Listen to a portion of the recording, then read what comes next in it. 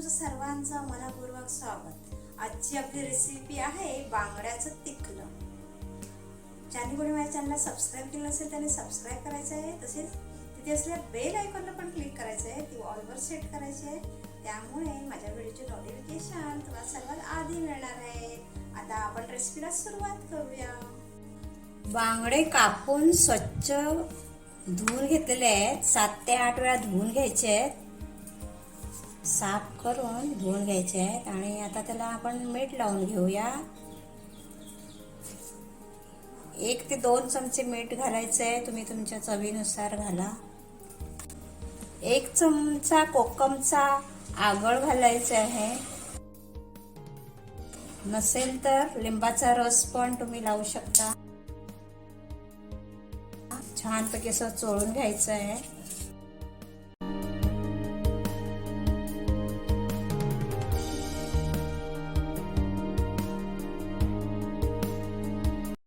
आलं लसूण पेस्ट पण तुम्ही लावू शकता।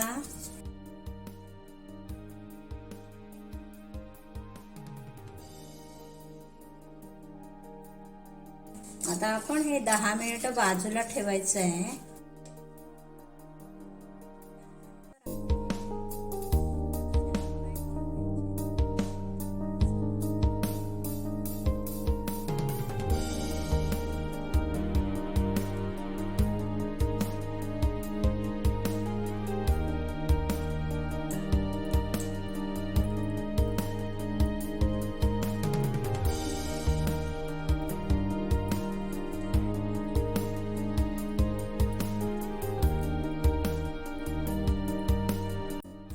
अर्धा नारळ खोबरं किसून घेतलेलं आहे।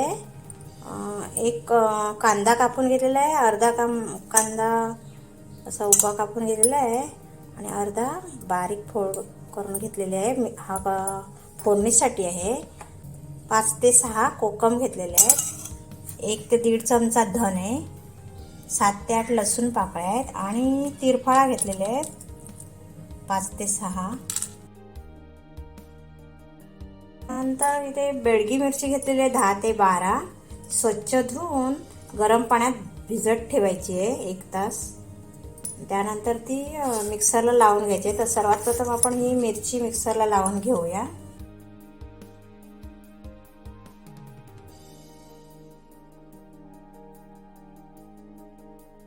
पाणी ओतायचे थोडं।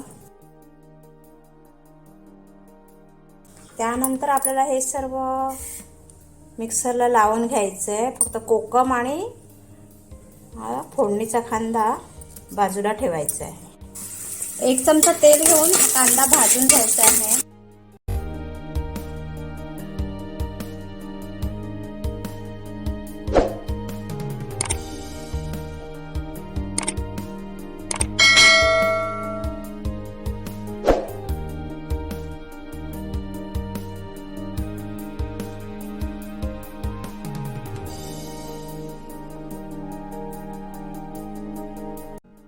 कांदा भाजून झालेला आहे, आपण आता यात वाटण टाकायचं आहे।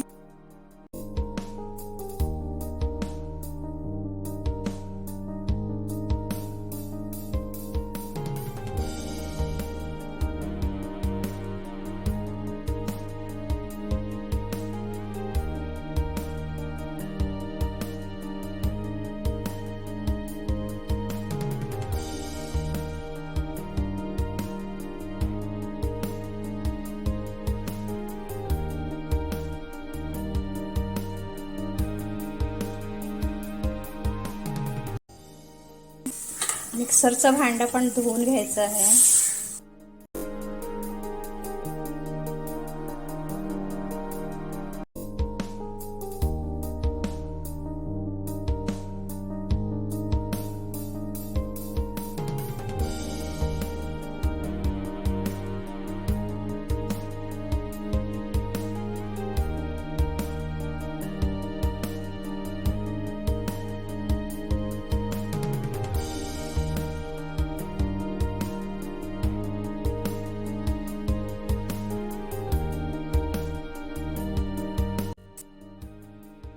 एवढं घट्ट आपल्याला ठेवायचं आहे।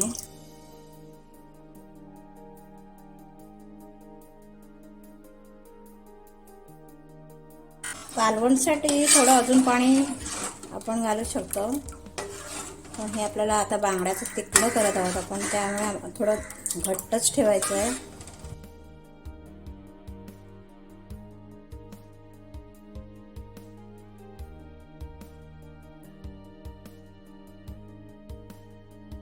उकळी यायला सुरुवात झाली की आपण यात मासे सोडूया आणि मीठ टाकायचं आहे, कोकम पण टाकायचं आहे.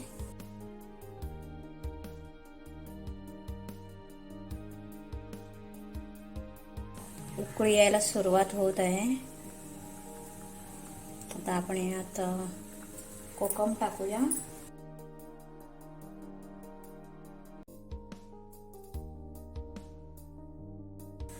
तीन ते 4 कोकम टाकायचे आहे.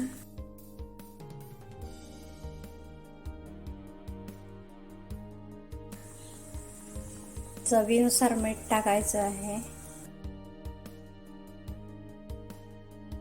मिक्स करून घेऊया.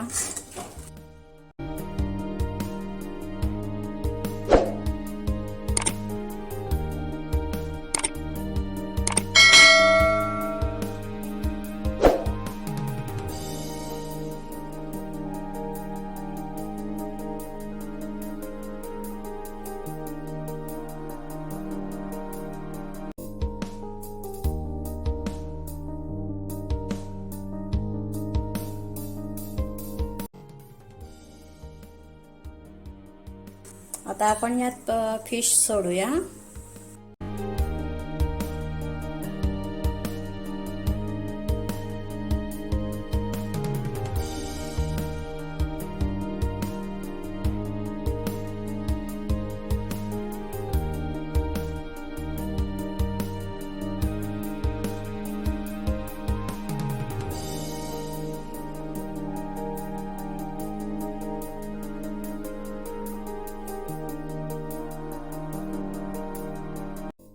मंद आचेवर ठेवायचं आहे. छानपैकी शिजवून घ्यायचं आहे.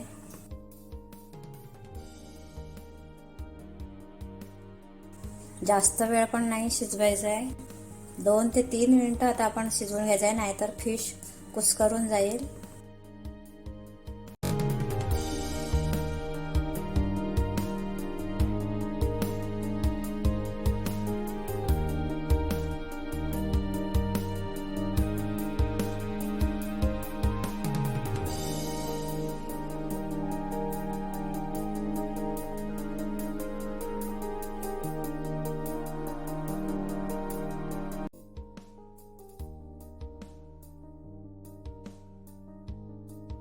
छानपैकी उकळी आलेली आहे. आता आपण गॅस बंद करूया आणि ते सर्व करून घेऊया.